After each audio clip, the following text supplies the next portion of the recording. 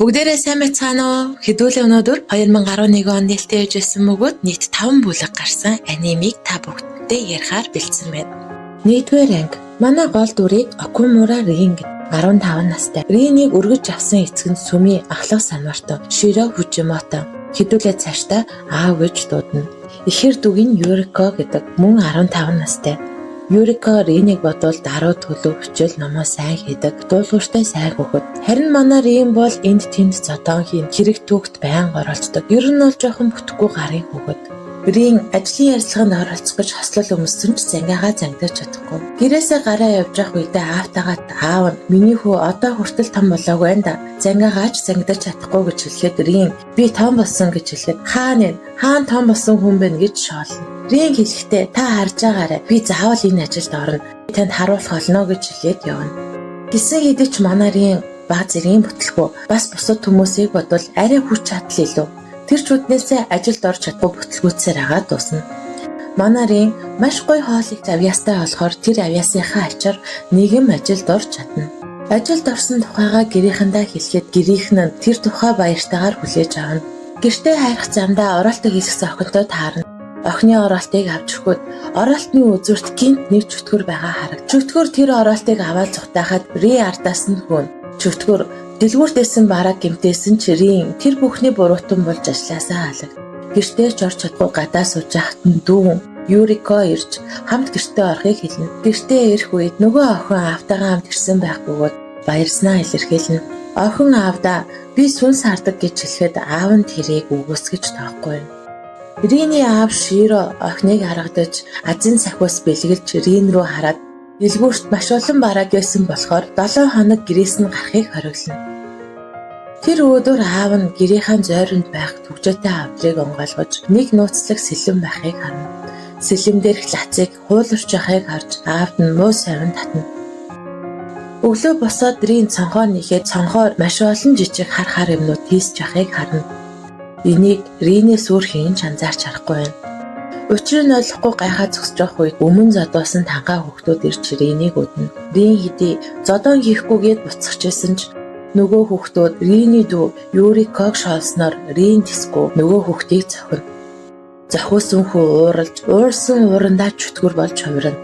Гэхдээ бусад тангаа хүүхдүүд мөн л энийг олж харахгүй байлаа. Риний нүүрэнд халуун төмөр хүрэх гэхэд Рин ууралж болиоч гэж ойрлох үед Риний биеэс цэнхэрдүүл гарч бусад хүүхдүүдийг айлгана.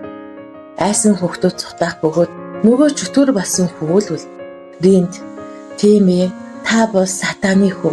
Залуу эзэнтэй одоо гэртээ харьцгаая гэж хэлнэ. Тэр үед хаанаас ч юм бэ аав нь гарч ирж нөгөө чөтгөрийг ариусгана. Мөн Ринд учир шатгааны тайлбарлах бөгөөд чи бол миний өрөөмөл хөхөд би чамайг өргөж авсан. Чи бол чөтгөрийн хаан сатаны үр удам чиний төрсөн тухай хэн ч мэдэхгүй. Хүний ертөнц олон сатаны ертөнц хоёр тустай байдаг. Сатан хүний ертөнцид ирэх ганц түлхүүр нь бол чи. Тийм ч болохоор чөтгөрөө чамайг хайж байгаа. Одоо сүмрүүгээ буцах хэрэгтэй гэж хэлснээр 1-р анги маань дуусна. 2-р анги. Рин аавтайгаа хамт сүмрүүгээ буцах бөгөөд буцах замд нь маш олон чөтгөрөө дайрна. Дайрсан чөтгөр болгоныг аав нь устгах бөгөөд аль болох хурдан сүмрүүгээ буцахыг хичээнэ. Тэр үед нөгөө чөтгөрт эзэндүүлсэн байсан хүү сэргэх бөгөөд юу ч санахгүй. Найзууд нь чи яасан Рин тэгтлээ задуулчаа юу гэж шоолж инехэд нөгөө хүү ууралж хажууд байсан төмрийг зохиох үедээ буцаа чөтгөр болж хувирна. Чөтгөр залуу эзэнтэй та хаана вэ гэж муухай инээснээр сүм рүү явна. Тэр үед ч Рин дөнгөж сүмд ирсэн байх бөгөөд Ринийг дагаж маш олон чөтгөрөө сүм рүү дайрна. Сүмийг аав нь өглөө болтод тэсгүүг битэж байсан тул Ринийг дагуулж нөгөө агуулхад байгаа сэлмийг гаргаж ирж өгнө. Энэ сэлэм бол чөтгөр устгагч домогт сэлэм. Чамайг анх төрөхөд чиний хүчийг энэ сэлэм дотор түгцсэн.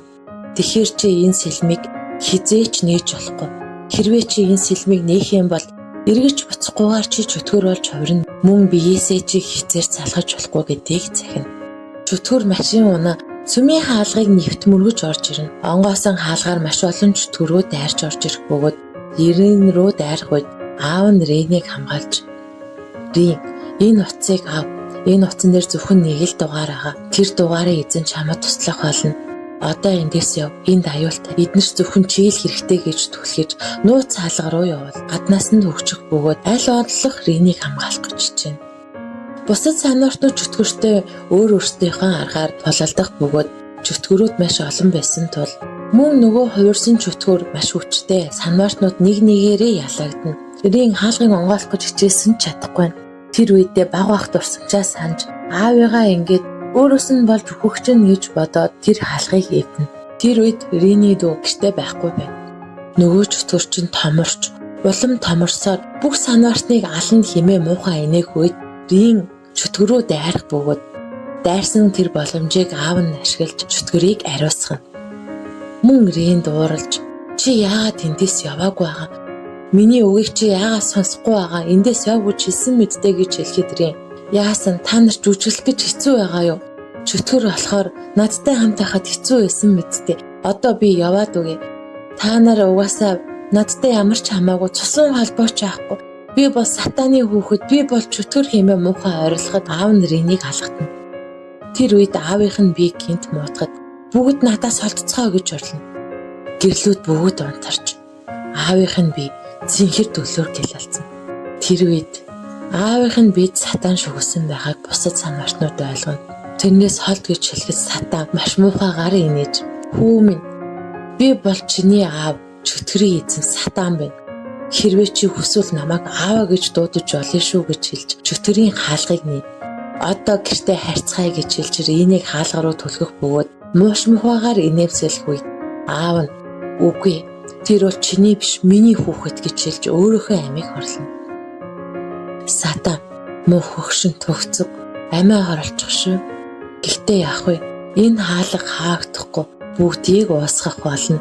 Миний хүсэл биелсэн гэж хэлэхэд Рин хаалга руу шингэж орж байсан тул гарах гэж хичээд аавыгаа ч аврах гэж хичээгээд чадахгүй байна. Тэр үед Рин ганцхан сонголт байх бөгөөд бусад санвартнууд чи сэлмийг нээх юм бол чөтгөр болж хувирна болохгүй гэж хэлсэн чирийн аавтайгаа байх үеийнхэн дурсамжийг санаж сэлмийг нээх бөгөөд чөтгөрийн хүчийг эзэмсэн ч гэсэн чөтгөр болж хувирахгүйгээр чөтгөрийн хаалгыг нэвт зүсэрч чөтгөрийн хаалга устгах бөгөөд тэнд байсан бүх зүйл алга болно.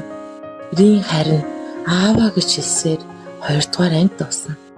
3 дугаар анги Юри гэртээ иж байгаагаар эхэлнэ. Цүмийн бусад санвартнууд дэмцэн ч гэсэн бүгд амьд байна. Тэр үеэр Юри аавынхаа ушуулгын газар байх бөгөөд "Аава, би айгаад байна" гэхэд "Би чиний хажууд байх болно" гэж хэлсэн. Тэр дурсамжийг эргэн бодно. Маргааш нь зам дээр зогсож байтал нэг машин ирж дайрах шахах бөгөөд "Хөөш, замаа хараач" гэж хэлэх үед нь дотроос нь нэг алиалагчийн хувцастай хүн гарч ирнэ. Юри "Сайн байна уу, захирлаа" гэж хэлж инээмсэглэн гарч ирнэ. Захирлаа гэж Рин гайхгүйд Юри "Тийм ээ, энэ бол манай загалмайн академийн захирал. Рин ч гэсэн өнөөдрөөс эхэлж тус академийн оюутан болж байгаа." Сургуулийн нээлтэн дээр Юри оюутны зөвлөлийн дарга гэдгийг манай Рин хараад гайхна. Тэр үед Рин бодохдоо Юри гэхдээ яагаад аавын тухай асуухгүй байгаа юм бол? Тэр чөтгөрийн талаар мэддэм болов? Гэхдээ миний дүү баг ахаасаа ахуулаад эмч болохыг хүсдэг байсан. Тийм юм чинь энэ бүх зүйлээс холуур эсэн дээр гэж дотроо бодно. Сургууль дотроо тэнж сургуулийнхаа том гоёыг гайхаж энэ тэндгүү тэнж алхана. Миний хичээл нь нэгт хичээл нь энгийн анги буюу 7 хоногийн дараа эхлэх бусад хүүхдүүдтэй хамт үзэх хичээл. Хоёрт санвартан болохын тулд тусгай хичээл үзнэ. Сургуулийнхаа дотор байрыг хайгаад явж явах хугацаанд нэг нохоотой таарах уг нохоо Ринийг нэг тишээ дагуулж явна. Рин нохоог дагсаар нэг газар ирэх. Нөгөө нохоо нь захирал болж хувирна. Мөн манай Ринд нэг түлхүүр өгөх бөгөөд энэ түлхүүр бол чамайг хаанч байсан сургууль руу ч өрөөж өгөх түлхүүр гэж хэлнэ. Түлхүүрээр хаалгыг онгойлгоход тусгай ангийн хичээл рүүгээ орохгүй. Ангийн хаалгыг онгойлгох үед манай бусад дөрүүд харагдана. Рин ангийнхаа хүүхдүүдийн дундуур яваад "Сайн уу" гэж хэлээ суудалд суусарч хийнж дуурсангүй. Ангийн багш нь орж ирэх үед Рин гайхна. Учир нь ангийн багш нь бол манай Юри. Рин "Юу болоод байгаа юм бэ? Юри, чи энэ бүгдийг мэддэг байсан юм уу? Чи яагаад ангийн багш байгаа? Энд юу болоод байгааг надад тайлбарлаад өг" гэж хэлнэ. Гэсэн ч Юри хариулахгүй нийт ангийнхан дундаа ярихгүй. Төсний шархан аваагүй байгаа хүмүүс байгаа эсгийг асуухад хэдэн хүүхэд гараа өргөн. Ингээд хэдүүлээ тамгын ёслоо эхлэе гэж хэлэх үед Рин орилж босч ирж Юри, энд юу болоод байгааг надад хэлээч гэж тавирлана. Юри, ангийн хүүхдүүдийг түр гарч ахыг хүсэх бөгөөд Ринтэй ярилцсан. Юри хэлэхдээ, "Рин, чи бол тэнэг амьтан.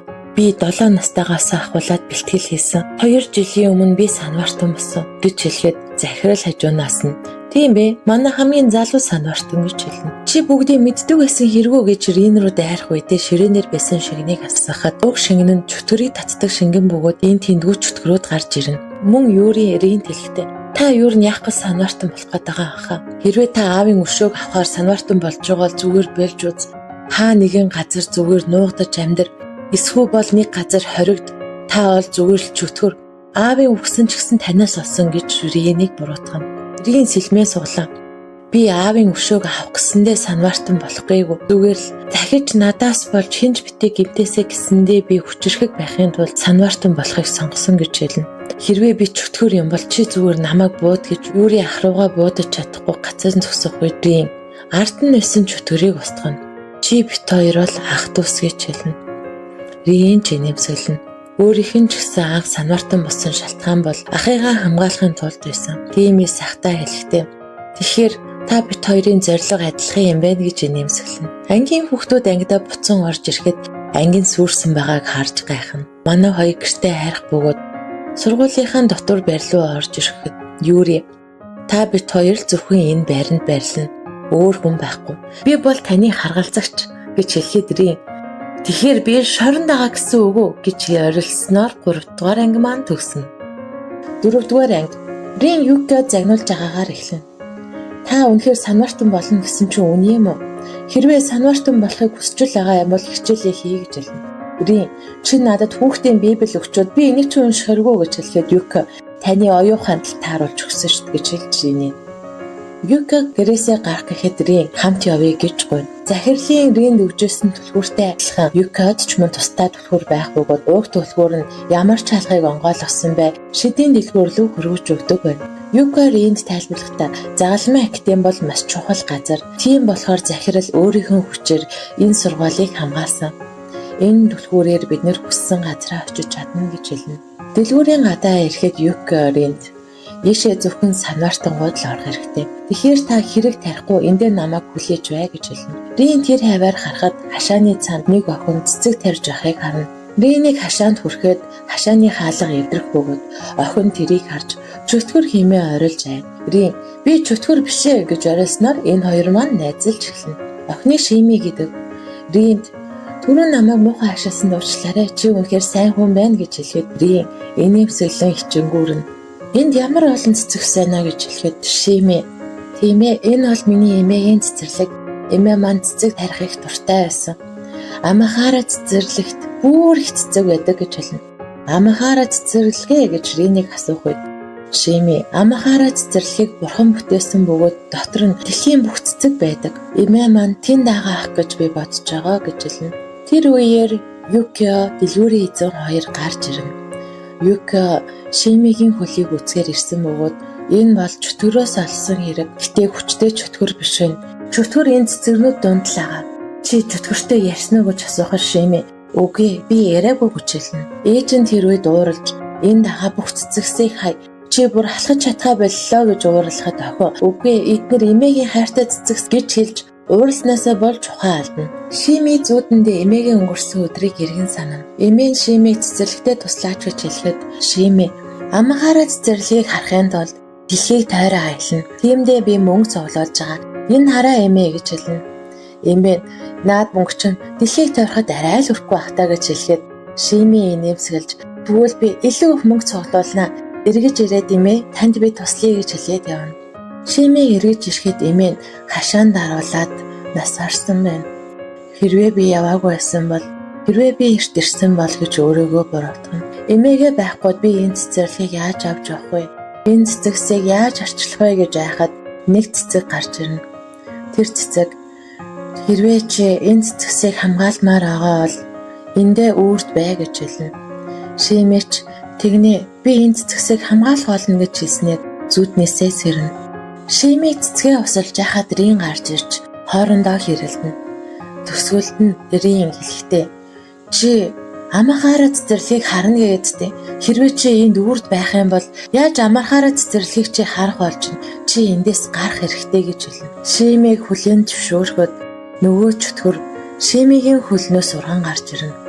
Шими, чи бол худалч, чи удахгүй өхөн. Чамааг өгөхээр би улам хүчрэхэг болно гэж хэлнэ. Тэр үед Юкио гарч ирнэ. Чөтгөр Шимигээр хаалт хийгээд байсан тул Рин Юкио хоёр юу ч чад. Тэр үед Юкио би тэгвэл чамааг буудна гэж хэлэхэд чөтгөр чи Шимиг буудаж чадахгүй гэж хэлнэ. Юкио тэгвэл хоёлаа мөрөөцгөө гэж хэлээд шууд буудна. Тэр үед чөтгөр юу гэж сандрах үед нь Рин чөтгөрийг дарж чадна. Рин мөн Шимиг буудуулчлаа гэж одоо сандран очиход Шими зүгээрэн. Учир нь Юкио будагтаа сумаар буудсан байна. Ээж нь ч гарч ирж Шими би ч гэсэн баг байхдаа амхаараа цэцэрлэг рүү очихыг хүсдэг байсан гэж хэлснээр охин ээж хоёр хоорондоо эвлэрч манай 4-р анги ингээд дууснаа. Дараагийн ангийг аль олох хурдан оруулах болно.